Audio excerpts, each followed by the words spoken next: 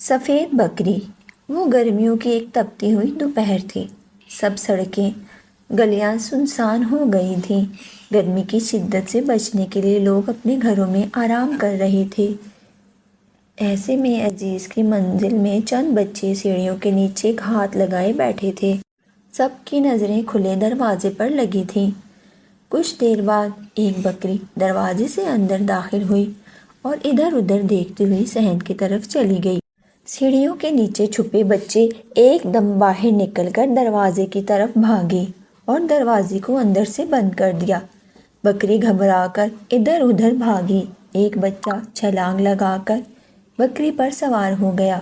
ایک بچے نے چھڑی سے بکری کو مارا۔ بکری بھاگی تو سب بچے شور مچاتے اس کے پیچھے بھاگے۔ عزیز کی منزل میں ہر روز یہ تماشا ہوتا تھا۔ گرمی کی ستائی ہوئی بکریاں وہاں پناہ لینے آ جاتی تو شریر بچوں کے ہتھے چڑھ جاتی۔ بچے جی بھر کر بکری پر سواری کرتے، کبھی وہ اس کا دودھ بھی نکال لیتے۔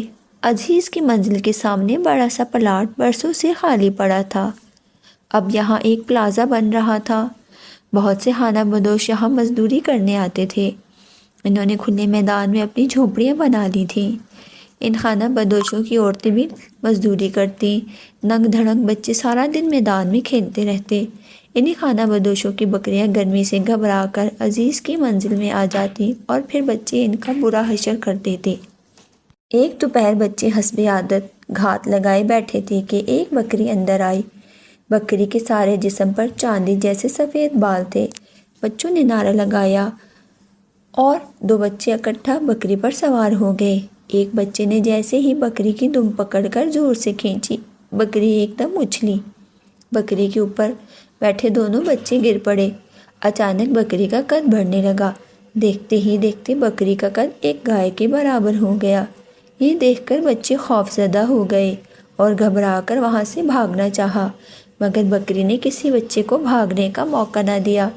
اس نے سر جھکایا اور ایک بچے کو زور سے ٹکر مار دی۔ بچے اچھل کر دور جا گرے۔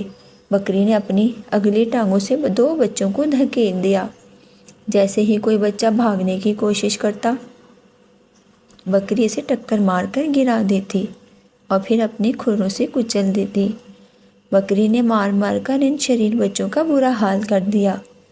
جب بچے پہ در پہ لگنے والی چوٹوں سے نڈھال ہو کر گر پڑے تو بکری کا قد چھوٹا ہونے لگا۔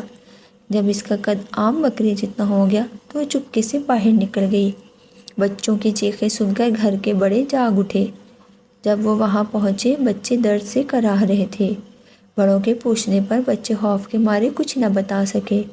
جس وقت عزیز منزل میں یہ تماشا ہوا، کچھ راہگیر محلے داروں نے ایک سفید داڑھی والے بزرگ کو عزیزی منزل سے نکلتے دیکھا۔ ان بزرگ کے بال چاندی کی طرح سفید تھے۔ کوئی نہیں جانتا تھا یہ بزرگ کون تھے، مگر وہ عزیزی منزل کے بچوں کو ایسا سبق دے گئے کہ آئندہ وہاں پناہ لینے والی کسی بکری کو کسی بچے نے تنگ نہیں کیا۔